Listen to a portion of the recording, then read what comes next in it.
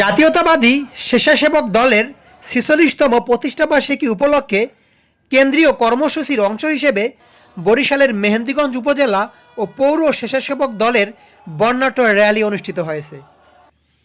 ফখরুল ইসলাম সোহেলের সভাপতিত্বে এবং মাসুদ রানার সঞ্চালনায় আয়োজিত র্যালিতে বিপুল সংখ্যক নেতাকর্মী অংশ নেন। এ সময় পুরো এলাকা নেতাকর্মীদের স্লোগান ও প্রাণবন্ত উপস্থিতিতে মুখর হয়ে ওঠে।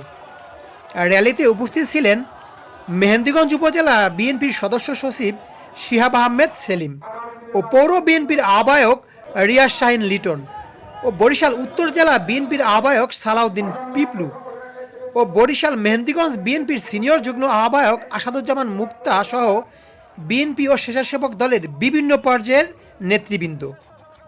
সুশৃঙ্খল ও উৎসবমুখর পরিবেশে অনুষ্ঠিত র্যালিতে স্বেচ্ছাসেবক দলের বিভিন্ন ইউনিটের নেতাকর্মীরা অংশগ্রহণ করেন।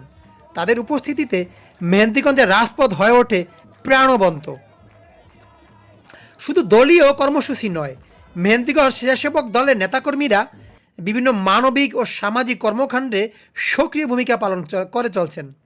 পরিষ্কার পরিচ্ছন্নতা অভিযান, বৃক্ষরোপণ সহ নানা জনকল্যাণমূলক উদ্যোগে তাদের অংশগ্রহণ স্থানীয়দের মাঝে ব্যাপক প্রশংসা কুড়িয়েছে। আজকে তারা বৃক্ষরোপণ কর্মসূচিও পালন করেছেন, যা নিঃসন্দেহে ভালো একটি উদ্যোগ।